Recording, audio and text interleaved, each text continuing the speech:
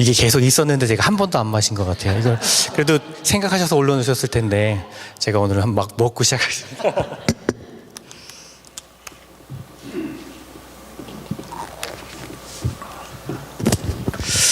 제가 소개를 받을 때마다 얼마나 송구한지 정말 존경하는 목사님께서 이렇게 소개를 해주시는데 정말 몸둘 바를 모르겠습니다. 작년도 제가 베델연합감리교회 웹사이트 들어가 봤어요. 그랬더니 작년 이맘때 신년 새벽 부흥회를 하셨더라고요. 똑같은 2014년에 김홍기 총장님이 오셨더라고요. 예. 그래서 그 정도 레벨이 오시는 이 자리인데 저 같은 사람을 불러주셔서 얼마나 감사한지 다시 한번 감사를 드리고요. 집회 시간마다 이렇게 찬양으로 우리 마음을 열게 해주신 찬양팀, 제가 또 찬양팀을 인도해봐서 압니다. 얼마나 고생하고 수고하는지 정말 귀한 사역인데 우리 한번 찬양팀에게 한번 격려의 박수를 보내주시면 감사하겠습니다. 감사합니다. 네. 우리 이은철 목사님께서 이제 자기 소개서를 좀 적어달라고 이제 보내주셨어요. 그래서 제가 이제 좀 간단하게 정리해서 보내드렸는데 그게 이렇게 나올지 몰랐습니다. 이게 저도 그 부흥의 순서지를 많이 만들어봤지만 한 면 전체를 강사 소개를 하는 경우는 없거든요. 예. 너무나 감사를 드립니다. 이럴 줄 알았으면 좀 더 잘 적어드릴 걸 그랬는데. 어제 새벽부터 시작해서 또 둘째 날 저녁 여러분과 이제 네 번째 만나는 시간인데요. 여러분 시간마다 진지하게 말씀을 들어주셔서 정말 감사를 드립니다. 또 많은 사랑을 베풀어 주셔서 얼마나 감사를 드리는지 모릅니다. 제가 이런 호사를 누려도 되는 것인가 그런 생각을 하게 됩니다. 제가 그럴 자격은 없는 사람인 것 같은데 저 자신에게도 참 소중한 경험이었던 것 같습니다. 말씀드렸지만 그동안 제가 목회를 해오면서 부흥집회 강사로 초대받은 것은 처음입니다. 가문의 영광이죠. 늘 강사님을 소개하는 자리에 제가 있어 왔는데 이렇게 소개를 받는 자리에 있으니까 굉장히 어색하고 또 왠지 제가 서야 될 자리가 아닌 것 같기도 하고 그래서 더욱 감사하고 그렇습니다. 사실 강사라고 하는 이름으로 제가 섰던 적은 지금도 사실 강사로 불리면서 쓰고 있습니다. 제가 3년 동안요. 3년 동안 대학 강사로 강의를 하고 있습니다. 여러분 깜짝 놀라셨죠? 제가 이 말씀을 소개해서 쓸까 하다가 안 썼는데, 뭐 진짜라고 이제 생각하시는 분도 계시겠는데, 기암옥구 경로대학이라고요. 저희 교회 부설 경로대학입니다. 그 경로대학에 제가 강사로 섬기고 있습니다. 너무너무 재밌고요. 굉장히 진지합니다, 여러분. 진짜 대학 같아요. 경로대학의 어르신들이 얼마나 집중을 해서 말씀을 들으시는지 제가 한마디 할 때마다 막 반응이 바로바로 옵니다. 뭐 이렇게, 그렇지, 막 이렇게 반응을 이제 보여주십니다. 너무나 신이 나서 제가 이제 말씀을 전하는데, 설교할 때보다 더 힘을 얻습니다, 사실은. 그렇다고 여러분 지금 뭐 그렇게 반응해달라고 하는 말은 절대 아니고요. 어느 교회에서 그 성가대에 굉장히 음치인 집사님이 한 분이 계셨습니다. 굉장히 화음도 안 맞고 소리가 굉장히 계속 튀는데, 혼자 목소리가 튀는데 한두 번도 아니고 굉장히 이제 다른 성가대원들에게 바더가 되는 것입니다. 급기야 이제 성가대원들이 전부 시험에 들 지경이라 몇몇 집사님들이 목사님에게 찾아가서 이제 말씀을 드리게 되었습니다. 그분에게 좀 얘기 좀 해달라는 거죠. 목사님이 대신. 목사님이 얘기하면 그래도 좀, 이해하고 받아들이지 않을까라고 하는 그런 차원에서 이제 말씀을 드렸던 것입니다. 그래서 목사님도 이제 그분에게 말씀을 드리기가 참 곤란해서 말을 못하던 차에 매주 집사님들이 찾아와서 이제 이야기를 하니까 용기를 내서 그 집사님에게 찾아가서 이야기를 했습니다. 집사님, 한두 사람이 그러는 게 아니라 여러분이 오셔서 집사님이 너무 음치시라 성가대에 민폐가 된다고 하는데 여러분 집사님 어떻게 생각하세요? 이렇게 물어봤다고 합니다. 그랬더니 그 집사님 말씀하시기를 에이 목사님 뭐 여러 명 가지고 뭘 그러세요? 저는 수십 명이 더 되는 분들에게 들었습니다. 목사님 설교 못 하신다고요. 오늘 저녁에 혹시 제 설교가 민폐라고 생각하시는 분들이 수십 명은 안 되었으면 좋겠다는 그런 기대가 있습니다. 여러분 은혜로 들어주시기를 바랍니다. 우리가 보통 생명체라고 말을 할 때요, 생명체, 그 생명체의 기준이 무엇일까요? 생명체와 생명체가 아닌 것을 구별하는 기준이 무엇일까요? 여러 가지 기준이 있겠지만 그 가운데 아주 중요한 것이 바로 움직임이라고 하는 것일 겁니다. movement, 움직임이 그 기준이 될 수 있을 것입니다. 움직임이 있어야 생명체인 것이죠. 움직여야 살아있는 것입니다. 살아있는 생명체라면 반드시 그 안에는 움직임이 있습니다. 어떤 움직임이든 움직임이 있습니다. 우리 눈에는 보이지 않더라도 분명 그 속에는 움직임이 있다는 것입니다. 그러나 움직이지 않고 자라지 않으면 보통 죽은 것으로 간주할 수 있습니다. 생명체가 아닌 것이죠. 그렇다면 사람에게 있어서 살아있다는 것과 살아있지 않다는 것의 차이는 과연 무엇일까요? 어떤 상태일 때 살아있는 것이라고 하고 어떤 상태를 죽어있는 것이라고 말할 수 있을까? 아마도 여러 가지 의견이 분분할 것입니다. 의학을 전공한 의사들의 의견이나 또는 법과 의학을 연결시켜서 사람들의 생과 사를 구별짓는 법의학자들과 같은 사람들의 의견이 아마도 다양할 것입니다. 어떤 사람은 브레인, 뇌가 정지하면 사람은 죽은 것이다, 그렇게 정의를 내리는 사람도 있겠고요. 또 어떤 사람은 아니다, heart, 심장 박동을 멈춰야 사람이 죽은 것이다, 그렇게 이야기하는 사람도 있을 것입니다. 브레인 데스라는 말이 있죠. 뇌사 상태에 들어갔다, 그렇게 이야기를 하죠. 1997년 가을에 제 동생이 교통사고를 당해서 중환자실에 있었습니다. 머리를 아주 크게 다쳤는데 중환자실에 있는 동안에 의사들에게 의해서 내려진 판단은 뇌사 상태라는 것이었습니다. 그러니까 브레인은 기능을 멈추었는데 인공적으로 밖에서 산소를 공급해서 약물을 투입해서 숨은 그냥 쉬도록 만든 그런 상태이죠. 그런 상태가 이제 며칠 더 간 다음에 의사들이 이제 묻습니다. 가족들에게 묻죠. 이제 호흡기를 떼어도 되겠는지 가족들의 동의를 구하는 것입니다. 가족들에게 와서 그렇게 이야기를 합니다. 이미 이 환자는 뇌가 죽은 상태이기 때문에 다시 소생할 가능성은 없습니다. 이제 마음의 준비를 하시길 바랍니다. 그렇게 이야기를 합니다. 의사들의 판단에 뇌사 상태는 이미 죽은 사람으로 간주하는 것이죠. 저희 어머님은 그래도 어떻게 그럴 수 있겠느냐 거부하셨지만 이내 우리 가족들은 의사 선생님의 결정에 받아들이게 되었습니다. 우리 가족들이 보기에는 아직도 살아있는 것 같지만 숨을 쉬고 있는데 심장이 움직이고 있는데 의사들의 판단에 의하면 뇌가 제 기능을 다하지 못하고 정지한 상태, 뇌사 상태이기 때문에 그것을 이미 죽음으로 본 것입니다.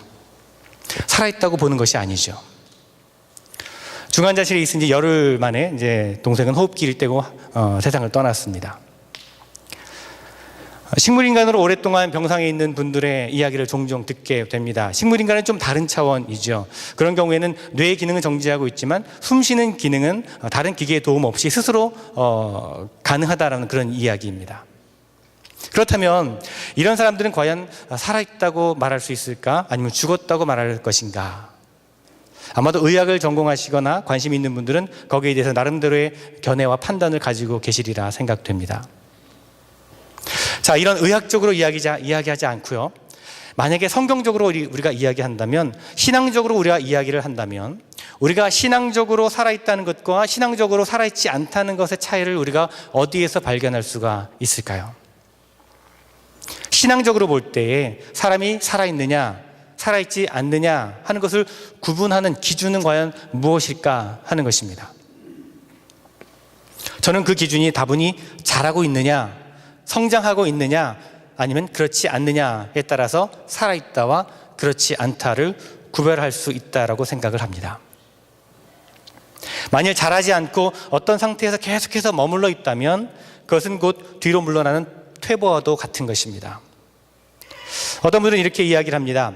아니, 과학자들이 이야기하기에는 우리 인간의 세포는 20대까지만 자라고 그 다음에는 자연적으로 쇠퇴하는 길로 접어들어서 우리 몸이 약해지기 시작한다라고 하는데, 그러면 20대의 세포의 성장이 멈춰버린 우리가 다 죽었다고 이야기하는 것입니까? 자라지 못하니까 죽은 것입니까? 그렇게 반문하는 분도 계시겠지만 그렇지 않습니다. 물리적인, 생리적인 의미에서 우리의 신체는 세포가 자라지 않으면 자라지 않는다라고 정의를 할 수 있습니다. 그러나 우리 영혼은 그렇지 않다는 것입니다. 우리의 영은 우리의 물리적인 나이와는 관계없이 끊임없이 계속해서 자라나갈 수 있는 가능성이 있다는 것입니다. 생리적인, 물리적인 우리 육신의 세포는 성장이 멈추어도 퇴보해도 우리 영혼은, 우리 신앙은, 우리 믿음은 계속해서 자라나갈 수가 있다고 하는 것입니다. 그렇기 때문에 살아있다라고 말할 수 있다는 것이죠. 그래서 신앙적으로 이야기하면 우리가 이 세상을 떠날 때까지, 우리의 생명이 끊어지는 그 순간까지 날마다 자라야 하는 것입니다. 살아있는 신앙인이라면 날마다 자라야 한다는 것입니다. 그래서 이사야 선지자는 우리에게 이렇게 이야기합니다. 하나님께서는 어떤 분이신가? 피곤한 자에게는 능력을 주시며 무능한 자에게는 힘을 더하여 주시고 소년이라도 피곤하며 곤비하며 장정이라도 넘어지고 쓰러지되 오직 여호와를 앙망하는 자는 새 힘을 얻으리니 독수리가 날아감같이 올라가며 다른 박질하여도 곤비하지 않겠고 걸어가도 피곤하지 아니하리라 말씀해 주십니다. 아멘. 이것이 바로 믿음 안에서 끊임없이 자라나고 성장하는 그런 사람의 삶의 모습입니다. 믿음 안에 있는 사람들이 어떻게 계속해서 생명력을 있는 삶을 살아가는가 하는 것을 우리에게 보여주고 있는 것입니다. 여러분의 믿음이 자라나기를 원하십니까? 정말 여러분의 믿음이 성장하기를 원하십니까? 여러분의 믿음이 좋아지고 성숙되기를 원하십니까? 그러니까 우리가 이 주중에도 저녁 시간에 함께 예배하기 위해서 나온 것이겠죠. 나는 어제나 오늘이나 내일이나 내 이 모습 이대로 좋습니다, 이 믿음 이대로 좋습니다 라고 생각하시는 분들은 아마 이 자리에 나오지 않으셨을 것입니다. 적어도 주중에 여러분이 이곳에 나오셨다고 하는 것은, 이 예배의 자리, 이 말씀의 자리 가운데 나오셨다라고 하는 것은 어제보다는 오늘이, 오늘보다는 내일이 더 믿음 생활을 잘했으면 좋겠다고 하는 기대와 소망을 가지고 이 자리에 나오셨을 것입니다. 믿음이 자라기를 바라고 기대하는 마음 가지고 나오셨을 것입니다. 맞지요? 네, 오늘 믿음에 대한 이야기, 이 믿음의 길, 믿음의 성숙을 이루는 길에 대해서 우리가 함께 좀 생각해 보기를 원합니다. 오늘 말씀에서 바울은 빌립보 교회에 보낸 편지 가운데서 믿음이 자라나는 것에 대해서 믿음의 진보라고 하는 표현을 쓰고 있습니다.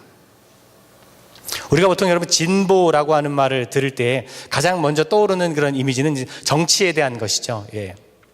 보수냐 진보냐 하는 논쟁은 항상 어느 시대나 어느 사회에서나 있어 왔던 것 같습니다. 사회적으로 어떤 이슈가 있으면 항상 보수와 진보 사이에 대한 그 갑론을박 논쟁이 있기 마련입니다.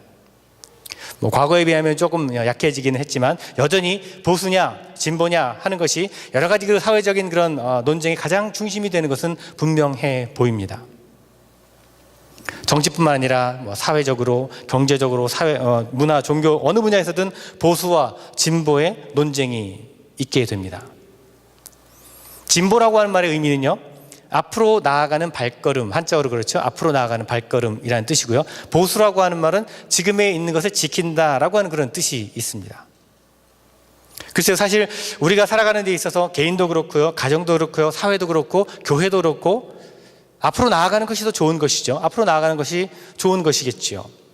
가만히 있어서 지금 있는 상태에서 만족하고 머물러 있는 것은 사실 그렇게 좋은 생각은 아닌 것 같습니다. 그런데 그럼에도 불구하고 사회적으로는 이 진보라고 하는 그 이미지가 가져다주는 어떤 불안한 이미지 때문인지 많은 사람들이 이 진보라고 하는 개념보다는 보수라고 하는 개념 쪽에 더 관심을 기울이는 것이 사실인 것 같습니다. 그런데 개인의 생활로 우리가 시각을 돌려보면, 당신의 자녀가 10살인데 10살에서 더 이상 자라지 않고 몸도 지혜도 그대로 10살에 멈추어 버리는 것을 원하십니까? 라고 그렇게 질문하면 아무도 그렇게 되기를 원하는 사람은 없을 것입니다. 때로는 아이들이 너무나 귀여울 때면 이 아이가 더 이상 자라지 않고 그냥 이대로 머물러 있었으면 좋겠다라고 그렇게 생각이 들기도 하지만 어디 항상 그렇습니까? 그렇지 않죠. 아이가 누워있을 때는 이제 뒤집어서 고개를 들기를 바라고, 고개를 들면 이제 앉아있기를 기대하는 것이고, 앉아있으면 또 서서 걷기를 원하고 또 뛰기를 원하는 것입니다. 몸이 자라면서 그에 걸맞는 말을 하고 또 의사표현을 하고 그에 맞는 생각을 하기를 원하는 것입니다. 10살이면 내년에는 11살이 되어서 11살의 몸과 지혜를 갖기를 원하고, 또 5년 후에는 15살의 몸을 갖고 지혜를 가지기를 원하는 것, 그것이 자녀를 바라보는 부모의 마음일 것입니다. 자라기를 원합니다. 성장하기를 원합니다. 몸도 지혜도 함께 자라기를 원하는 것입니다. 그것이 당연한 것이죠. 그런데 사회적으로는 그렇지 않은 것 같습니다. 내가 불안하니까 차라리 내가 옛날로 돌아갔으면 좋겠다, 10년 전이 좋았다, 20년 전이 좋았다, 그때가 좋았지, 예전이 좋았다, 이 말을 우린 참 쉽게 하는 것 같습니다.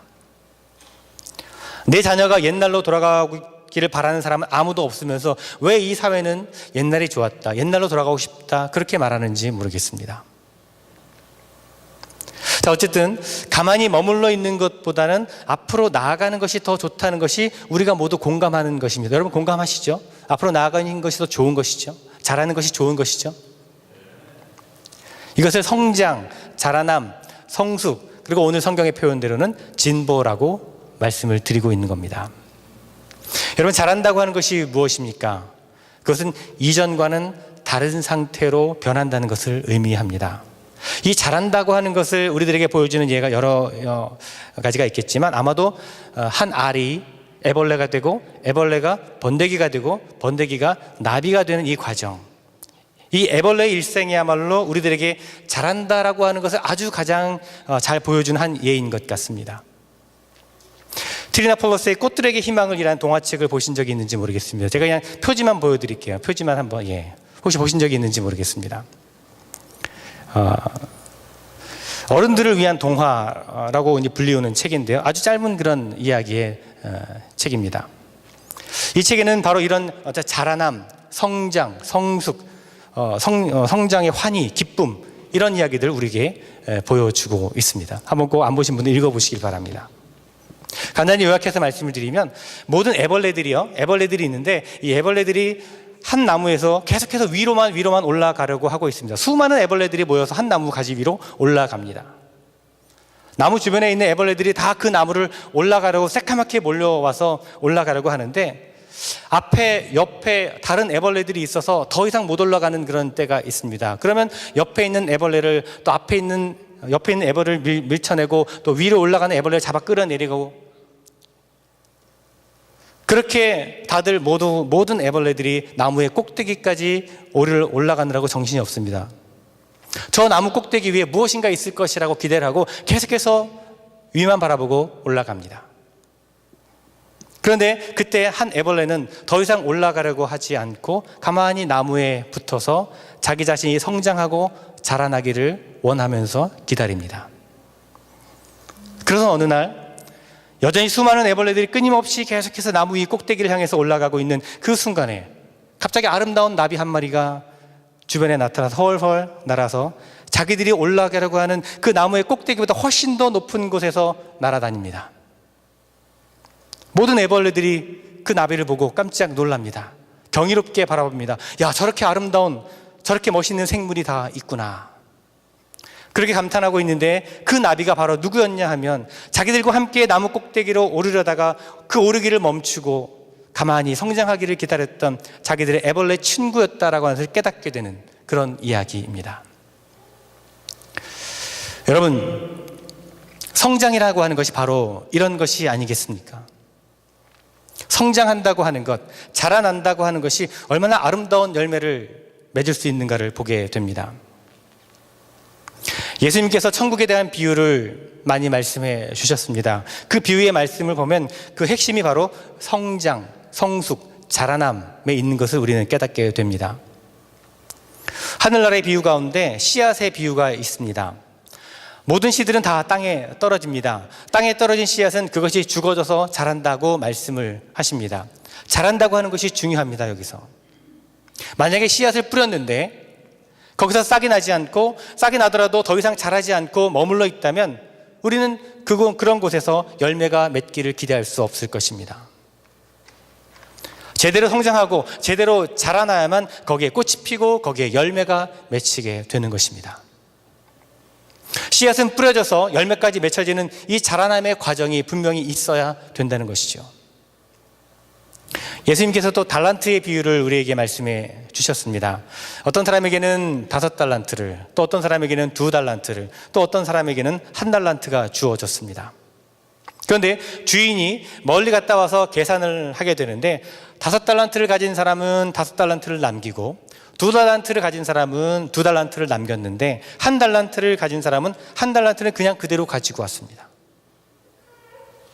그랬더니 주인이 화가 나서 1달란트를 그냥 가지고 온 사람을 책망하셨고 5달란트와 2달란트를 가지고 남긴 종들에게는 착하고 충성된 종이라고 칭찬을 하셨다는 그런 비유의 말씀입니다. 예수님께서 이 비유를 말씀하신 것은요, 5달란트가 있으면 그 5달란트를 가지고 자라나야 한다는 것입니다. 5달란트가 자랄 수 있을 만큼만 자라면 되는 것입니다. 2달란트 가진 사람이 5달란트 가진 사람만큼 자라기를 기대하지 않는다는 것입니다. 2달란트 가진 사람은 2달란트 가진 사람이 자랄 수 있을 만큼만 자라면 되는 것이었습니다. 1달란트 가진 사람 보고 너 왜 5달란트 남기지 않았느냐? 너 왜 2달란트 남기지 않았느냐? 이렇게 책망하지 않았다는 것입니다. 1달란트를 가지고 있으면 그 1달란트에 맞는 만큼 자라면 되는 것이었습니다. 이 자라남, 성숙함, 성장함, 이 말씀에 대한 비유가 달란트 비유 가운데 숨겨져 있는 것입니다. 이렇듯 우리들의 믿음은 성장을 통해서, 자라남을 통해서 열매를 맺을 수 있게 되는 것입니다. 믿음은 자라나야 하는 것입니다. 믿음은 성장해야 하는 것입니다. 진보함이 있어야 되는 것입니다. 앞으로 나아가야 되는 것입니다. 여러분, 이러한 믿음의 진보가 없다면, 이러한 자라남이 없다면 우리는 그리스도 안에서 아무런 자랑이 될 수가 없다고 하는 것이 오늘 사도 바울의 이야기입니다. 믿음이 있다면, 믿음을 가지고 있다면 그 믿음을 그냥 가지고만 있는 것으로 그치는 것이 아니라 그 믿음이 계속해서 자라나는 그 모습이 있어야 한다는 것입니다. 어제보다는 다른 오늘의 모습을 보여주고 오늘보다는 또 다른 내일의 모습을 보여주는 사람이 진정한 믿음의 진보를 이루는 사람의 삶이라고 하는 것입니다. 자, 바울이 지금 빌립보 감옥에 갇혀 있었습니다. 감옥에 갇힌 상황에서 지금 빌립보 교회 성도들에게 편지를 쓰고 있는 것입니다. 이 감옥에서 죽을지도 모르고 나가서 재판을 받다가 또 억울하게 몰려서 처형을 당할지도 모르는 이 순간에 바울이 지금 이 편지를 쓰고 있습니다. 그러면서 뭐라고 쓰고 있습니까? 나는 살아도 주님을 위하여 살고 죽어도 주님을 위하여 죽으니 사나 죽으나 그것이 나에게는 아무것도 두렵지 않다. 그렇게 이야기합니다. 살아도 좋다. 왜? 살아서 더 그리스도의 복음을 전할 수 있는 기회가 있으니까 살아도 좋다. 그렇게 이야기합니다. 그러나 내가 죽어도 좋다. 왜 그렇습니까? 죽으면 그리스도 옆에 가서 그리스도와 함께 거할 수 있으니 그것 또한 내가 원하는 바이니까 나는 죽어도 좋다. 그렇게 이야기합니다. 그러면서 슬쩍 이야기하기를 이 둘 중에 하나를 택하라 한다면 사실 내 마음속에는 죽는 것이 낫다. 그렇게 이야기합니다. 왜냐하면 결국 내 삶의 궁극적인 목적은 내가 주님 곁에 가서 주님과 더불어 사는 것이기 때문에 차라리 나는 죽는 쪽을 택하겠다. 그것이 바울의 마음입니다. 그러나 내 생각이 아니라 빌립보 교회 성도들의 입장에서 본다면, 빌립보 교회 성도들의 면에서 본다면 내가 살아있는 것이 조금 더 낫겠다. 그렇게 말합니다. 그러면서 빌립보 교인들에게 한 이야기입니다. 내가 살 것과 이곳에서 생명을 가지고서 여러분들에게 복음을 전하는 것, 그런 가운데 여러분들의 믿음의 진보와 기쁨을 볼 수 있는 것, 이것이 내가 살아있는 진정한 이유가 될 것이다 라고 그렇게 이야기하고 있습니다. 그렇습니다. 바울은 빌립보 교인들의 그 믿음의 진보를 이루기를 바란다고 권면하고 있는 것입니다. 그 믿음의 진보를 이루는 것이 바로 그리스도 예수 안에서의 기쁨이요 자랑이 된다는 것입니다. 우리 베들교회 성도님 여러분, 믿음의 진보를 이룬 여러분 모두가 되시기를 간절히 바랍니다. 이 한 해 여러분의 신앙이 자라나고 여러분의 믿음이 성숙되어서 주님의 자랑이 되는, 주님의 기쁨이 되는 여러분 모두가 되시기를 간절히 바랍니다. 그렇다면 우리가 믿음의 진보를 이루어야 될 텐데 어떻게 우리가 믿음의 진보를 이루어갈 수 있을까 하는 것입니다. 두 가지로 말씀드릴 수가 있을 것입니다. 첫째는 하나님 앞에서의 자라남이 있어야 되고요. 또 두 번째는 사람들 앞에서 자라남이 있어야 됩니다. 첫째로 믿음의 진보, 우리 신앙의 자라남을 이루는 데 있어서 우리는 먼저 하나님 앞에서 우리 믿음이 자라야 됩니다. 하나님께서 날마다 우리를 보시면서 그래, 너 어제보다는 너의 믿음이 오늘이 더 자랐구나. 너를 보니까 내가 참 기쁘다. 내가 참 흐뭇하다. 이렇게 칭찬받도록 우리가 하나님 앞에서의 믿음의 진보를 먼저 이루어야 될 것입니다. 우리가 하나님 앞에서 믿음의 진보를 이룰 수 있는 방법이 무엇입니까? 여러 가지가 있겠지만 가장 중요한 것은 바로 하나님의 말씀을 우리의 삶의 중심으로 살아가는 것입니다.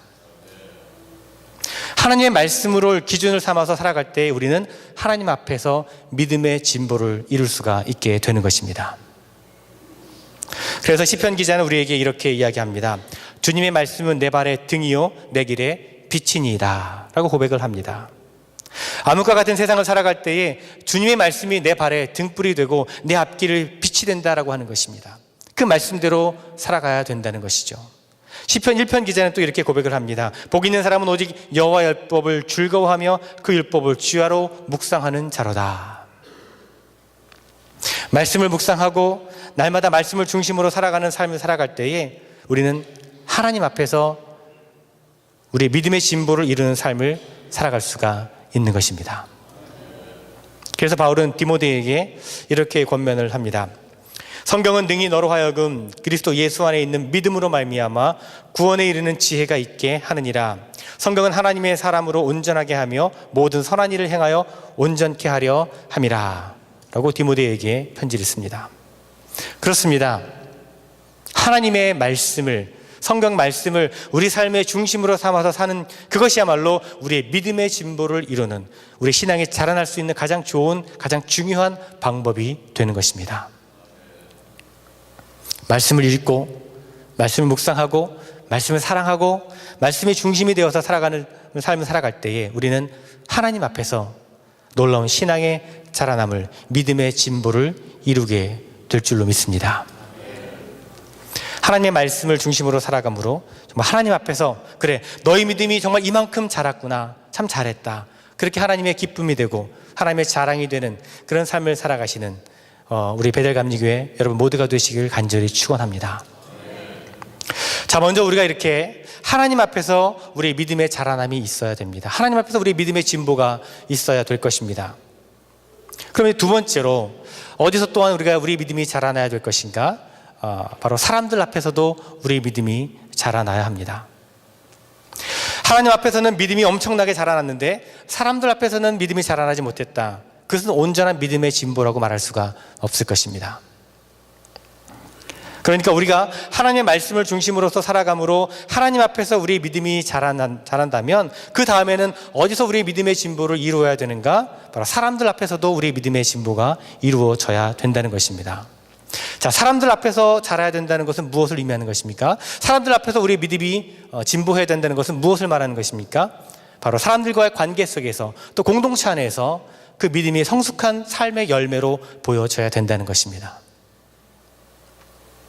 여러분 한번 생각해 보겠습니다.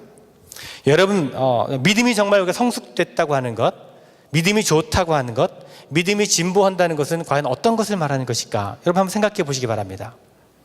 이런 경우를 한번 생각해 보겠습니다. 다른 사람이 하면 괜찮아. 그런데 그 사람이 그렇게 하면 나에게 그것이 실망이 돼, 나에게 상처가 돼. 아마 여러분 그럴 때가 있을 것입니다. 왜냐하면 그 사람이 나보다 믿음이 좋다고 여겼기 때문입니다. 그런 경우가 종종 있죠. 자, 예를 들면 여러분 경우에도 이제 그런 경우가 있을지 모르겠는데, 좀 인원이 많은 그런 교회에서 주일날 이제 예배를 마치고 식사 시간이 되어서 이제 식당에 가서 줄을 서게 되는데, 그런데 식사를 하려고 줄을 서서 기다리는데 지난 주일에 처음 교회에 나온 사람이 중간에 새치기를 했습니다. 그런데 그러면 그것이 여러분에게 상처가 됩니까? 아니면 봐줄만 합니까? 봐줄만 하죠. 예, 그렇죠. 상처가 되십니까, 여러분? 그 모습에? 대부분 봐줄만 하지요. 예. 그런데 교회를 30년 이상 다니신 분이 중간에 새치기를 했습니다. 그러면 이해가 되십니까? 상처가 됩니까? 잘하시네요. 상처가 되나? 그렇죠. 상처가 되겠죠. 예. 왜 똑같은 일을 했는데 그 사람에게는 상처가 되는 것이죠? 교회를 30년쯤 다녔으면 뭔가 좋다고 생각을 하면, 뭐가 좋다고 생각하냐? 믿음이 좋다고 생각하는 거죠. 믿음이 좋다고 생각하는데 새치기를 하니까 실망이 되는 겁니다. 성경 구절을 줄줄줄 외우는 분이 있습니다. 이분이 새치기를 했습니다. 상처가 됩니까? 이해가 됩니까? 상처가 되겠죠. 예. 왜 그렇습니까? 그분이 믿음이 좋다고 생각하기 때문에 그렇습니다. 금식 기도를 밥 먹듯이 하는 분이 계십니다. 이분이 새치기를 하셨습니다. 이해가 됩니까? 상처가 됩니까? 상처가 되겠죠. 아니, 또 금식 기도를 많이 하셨으니까 배가 고프겠지. 이해가 되시나요? 예. 이해는 되죠. 상처가 될 수도 있습니다. 예. 상처를 받는다면 이유는 왜 그렇습니까? 그분이 믿음이 좋을 것이라고 여기기 때문에 그렇습니다. 여러분, 우리가 오늘날 생각할 때에 믿음이 좋다, 믿음이 성숙하다, 믿음의 진보를 이루었다라고 하는 것은 대부분요, 우리가 그렇게 생각을 해요. 그런 식으로 생각을 합니다. 교회를 오래 다녔거나 성경에 대한 지식이 많거나 금식 기도를 뭐 열심히 한다거나 그러면 그분이 믿음이 좋다라고 그렇게 여기는 겁니다. 그렇죠. 대부분 그렇게 생각하시죠. 그런데 우리가 성경을 묵상하다 보면 우리가 가지고 있는 생각과는 조금 다르게 성경은 말씀하고 있는 것을 발견하게 됩니다. 자, 예를 들면 어떤 것들이 있을까요? 성경 한 구절을 함께 읽어보도록 하겠습니다. 고린도전서 3장 1절부터 3절까지 말씀. 자, 이 말씀 한번 같이 읽기를 원하는데요. 여러분, 고린도전서 3장 1절부터 3절까지의 말씀은 고린도 교회 교인들에 대해서 이제 말씀을 하는 것입니다. 그런데 고린도 교회 그 교인들의 신앙의 상태에 대해서 이야기하고 있는 것인데, 여러분 이 말씀을 함께 읽으시면서 이렇게 한번 생각해 봤으면 좋겠습니다. 여러분 이 말씀을 읽으면서 고린도 교회 교인들의 믿음과 우리 베델연합감리교회 교인들의 믿음 중에 어느 믿음이 더 좋은지 한번 비교하면서 읽어보시길 바랍니다. 한번 읽으시면서, 물론 여러분 그 성도님들 가운데 믿음이 좋다라고 여기는 분도 있을 것이고 그렇지 않다고 생각되는 분도 계시겠지만, 평균적으로 평균적으로 보통 성도님들이 가지고 있는 믿음을 기준으로 해서 한번 고린도 교회 교인들의 믿음과 여러분의 믿음에 한번 비교해 보시면서 읽으시길 바랍니다. 자, 한번 같이 읽어보겠습니다. 시작. 형제들아, 내가 신령한 자들을 대함과 같이 너에게 말할 수 없어서 육신에 속한 자 곧 그리스도 안에서 어린아이들을 대함과 같이 하노라. 내가 너희를 젖으로 먹이고 밥으로 먹이지 아니하였노니 이는 너희가 감당하지 못하였으니로냐. 지금도 못하리라. 너희는 아직도 육신에 속한 자로다. 너희 가운데 시기와 분쟁이 있으니 어찌 육신에 속하며 사람을 따라 행함이 아니리요. 네. 자, 바울이 지금 고린도 교회 교인들을 향해서 뭐라고 말하고 있습니까? 너희들은 영적인 사람, 신령한 사람이 아니라 육신에 속한 사람이라고 하는 것입니다. 영적으로 보면 어른이 아니라 어린아이와 같다라고 지금 이야기하는 것입니다. 어느 정도 어린아이 하면 밥을 먹을 정도가 아니라 젖밖에 못 먹을 정도로 어린아이라고 하는 것입니다. 그렇게 미성숙한 아이라고 하는 것입니다. 자, 그렇다면 제가 여러분에게 묻겠습니다. 우리 베델연합감리교회 교인들과 고린도 교회 교인들의 믿음을 비교해보면 누가 더 믿음이 좋아 보이나요? 너무 겸손한 척하지 마시고, 자, 솔직하게 이 말씀 그대로 읽어볼 때 고린도 교회 교인들의 믿음이 좋아 보이나요? 여러분들 교회 성도님들의 믿음이 좋아 보이나요? 그렇죠. 예. 고린도 교회 교인들은 영적 어린아이라고 합니다. 밥도 못 먹고 젖밖에 못 먹는 어린아이 수준이라고 하는 것입니다. 베델연합감리교회 성도님들이 훨씬 더 믿음이 좋아 보입니다. 그렇죠. 적어도 여러분 젖먹이 신앙은 아니지 않습니까? 자, 그런데 이 고린도 교회 교인들이 진짜 신앙생활을 어떻게 하고 있었는지 한번 살펴볼 필요가 있습니다. 고린도전서 1장의 말씀을 한번 보겠습니다. 그 앞에 있는 말씀이죠. 1장 4절에서 이렇게 말합니다. 그리스도 예수 안에서 너희에게 주신 하나님의 은혜로 말미암아 내가 너희를 위하여 항상 하나님께 감사하노니. 자, 바울이 고린도 교회 성도들을 생각할 때마다 너무나 감사하다는 것입니다. 왜 감사한가 보았더니 5절 말씀에 보니까 이는 너희가 그 안에서, 그는 누구냐면 주 안에서라는 뜻입니다. 이는 너희가 주님 안에서 모든 언변과 모든 지식이 풍족함으로. 무슨 말입니까? 예수님에 대해서 아는 것이 둘째가라면 서러울 정도로 많이 알고 있었다는 것입니다. 예수님에 대해서. 그 당시만 하더라도 뭐 성경을 가지고 있지 않았기 때문에 오늘 지금의 말로 치면 성경 지식이 아주 많았다고 볼 수가 있는 것입니다. 예수님께서 어떤 분이신지 너무나 잘 알고 있었다고 하는 것이죠. 계속해서 6절 보니까 그리스도의 증거가 너희 중에 견고하게 되어, 다시 말하면 어느 곳에 가든지 구원의 확신이 분명하고 예수님을 믿는다고 하는 자기 믿음의 고백이 분명했더라는 겁니다. 그래서 7절 말씀 보니까 너희가 모든 은사의 부족함이 없이 우리 주 예수 그리스도의 나타나심을 기다림이라. 자, 이 사람들에게 각종 성령의 은사가 그들 가운데 충만하게 나타났다라고 하는 것입니다. 이것이 그들의 신앙생활의 모습이었다는 것입니다. 그럼 제가 다시 한번 질문하겠습니다. 여러분, 우리 고린도 교회 교인들과 베델연합감리교회 교인들이 있습니다. 누가 더 믿음이 좋아 보입니까? 네? 왜 갑자기 생각이 바뀌죠? 자, 이것을 보고 우리가 내릴 수 있는 결론이 무엇입니까? 우리가 생각하는 믿음이 좋다라고 하는 것과 성경에서 말하고 하는 믿음이 좋다는 기준이 다르다는 것을 알게 됩니다. 그렇다면 믿음이 좋다고 하는데 내 관점이 중요한 것입니까? 믿음이 좋은 것이 무엇이라고 하는 성경의 관점이 더 중요한 것입니까? 예, 성경의 관점이 중요하죠. 성경에서는 무엇이 믿음이 좋다라고 얘기하는지를 우리가 들을 필요가 있다는 것입니다.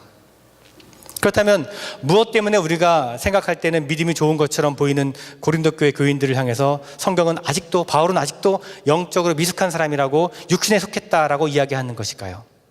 이렇게 온전한 신앙생활을 하고 있는데 무엇 때문에 바울은 그들의 믿음이 영적으로 어린아이와 같다라고 얘기하는 것일까요? 영적으로 아직 밥도 못 먹고 젖밖에 먹지 못하는 연약한 자들이라고 이야기하는 그 이유가 과연 무엇일까 하는 것입니다. 믿음의 진보를 이루지 못하는 이유가 과연 어디에 있을까 하는 것이죠. 자, 고린도서 3장으로 다시 한번 가면요, 3절 말씀을 다시 읽어보면 그 이유가 나옵니다. 너희는 아직도 육신에 속한 자로다. 너희 가운데 시기와 분쟁이 있으니 어찌 육신에 속하여 사람을 따라 행함이 아니리요. 자, 고린도 교회 교인들을 향해서 아직도 영적인 어린아이라고 믿음이 성숙하지 못했다고 하는 이유를 보니까 그들 가운데 무엇이 있었다고 얘기하는 겁니까? 지금 시기와 분쟁, 다른 말로 하면 시기와 다툼이 그들 가운데 있었다는 겁니다. 그래서 믿음이 성숙하지 못했다라고 이야기하는 것입니다. 바꾸어 말하면 어떻게 말할 수가 있습니까? 시기와 분쟁이 없으면 영적으로 성숙한 자요, 믿음이 성숙한 자라고 하는 말입니다. 솔직히 많은 사람들이 믿음이 좋다라고 하면 교회 열심히 다니고 오래 다니고 성경 많이 알고 또 기도 많이 하는 것, 뛰어난 은사를 행하는 것으로 생각해 왔습니다. 그것도 물론 맞습니다. 그러나 성경이 말하는 믿음의 성숙, 믿음의 진보의 조건을 우리가 생각하는 것과 다를 수도 있다는 것을 우리가 알게 됩니다. 특별히 믿음의 공동체 안에서 이런 시기와 분쟁이 없도록 하는 것, 그것이 사람들 앞에서 우리의 믿음의 진보를 이루는 방법이 될 수 있다는 것입니다. 자, 또 어떤 것들이 있을까요? 한 가지만 더 말씀을 드리자면 위로의 사람이 되라는 것입니다. 어떻게 보면 이것은 시기와 분쟁을 없도록 하는 것과 같은 맥락에서 이해할 수도 있을 것입니다. 겸손히 나를 낮추고 위로의 사람이 될 때 우리의 믿음은 자랄 수 있다는 것입니다. 내 것이 옳다라고 주장하기보다는 다른 사람의 마음을 읽는 법을 배워야 한다는 것입니다. 이것은 옳고 저것은 그러니까 당신은 틀렸어, 당신은 잘못했어, 이렇게 판단하고 이렇게 정죄하는 것이 아니라 다른 사람의 어려움을 이해해주고 그 아픔과 상처를 보듬어주고 감싸줄 줄 아는 그런 위로의 사람이 될 때 우리는 사람들 앞에서, 공동체 안에서 믿음의 진보를 이룰 수가 있다는 것입니다. 데살로니가전서 5장에서 사도 바울은 데살로니가 교인들에게 이렇게 권면하고 있습니다. 형제들아, 너희를 권면하노니 규모 없는 자들, 게으른 사람들을 권계하며 서로 권면해주며 마음이 약한 자들을 위로해주고 힘이 없는 자들을 붙들어주며 모든 사람을 대하여 오래 참으라. 이렇게 이야기하고 있습니다. 이것이 또한 사람들 앞에서, 공동체 안에서 믿음의 진보를 이루는 방법이 되는 것입니다. 나는 할 수 있는데 당신은 왜 하지 못합니까? 말도 안 됩니다. 이렇게 이야기하지 말라는 것입니다. 힘이 없는 사람들을 붙들어 주라는 것이지요. 마음이 약한 자를 위로해 주라는 것입니다. 또 바로 로마서에서 이렇게 이야기하고 있습니다. 우리 강한 자가 마땅히 연약한 자의 약점을 담당하고 자기를 기쁘게 하지 아니할 것이라. 우리 각 사람이 이웃을 기쁘게 하되 선을 이루고 덕을 세우도록 할지니라. 그렇습니다. 이런 모습이 바로 믿음의 진보를 이루는, 공동체 안에서 사람들 앞에서 우리의 신앙이 성숙하게 자라나는 방법이 된다는 것입니다. 내가 옳고 내가 하는 길이 바르니까 당신들은 무조건 나를 따라오십시오, 이렇게 주장하기보다는 그 아픔을 이해하도록 해야 한다는 것입니다. 그 상처를 보듬어 주도록 해야 한다는 것입니다. 그럴 때 우리의 믿음이 성숙되어지고 믿음의 진보를 이룰 수가 있다는 것입니다. 말씀을 맺으려고 합니다. 이 저녁에 우리는 믿음의 진보를 이루는 길에 대해서 우리가 다시 한번 생각해 보았습니다. 우리가 그리스도인이 되었다라고 하는 것은, 우리가 신앙인이 되었다라고 하는 것은 우리 믿음의 성숙과 믿음의 진보를 이루기 위해서 계속해서 노력하는 일을 시작한다는 것의 의미일 것입니다. 그리스도인으로서, 믿음의 길에서 들어선 사람으로서 내가 어떻게 하면 주님 앞에서 믿음의 진보를 이룰 수 있을까? 내가 어떻게 하면 사람들 앞에서, 내가 어떻게 하면 공동체 안에서 내 신앙이 자라고 믿음의 성숙함을 이룰 수 있겠는가? 우리는 이것을 날마다 고민하며 믿음의 길을 걸어가야 할 것입니다. 믿음의 진보를 이루어 나가야 할 것입니다. 하나님 앞에서 그리고 사람들 앞에서 믿음의 공동체 안에서 우리의 믿음이 더욱더 성숙되어지고 우리의 믿음의 진보를 이루었으면 좋겠습니다. 무엇보다 내 삶을 전적으로 하나님 말씀에 비추어서 하나님의 말씀을 중심으로 살아가는 그 모습이 우리에게 있어야 할 것입니다.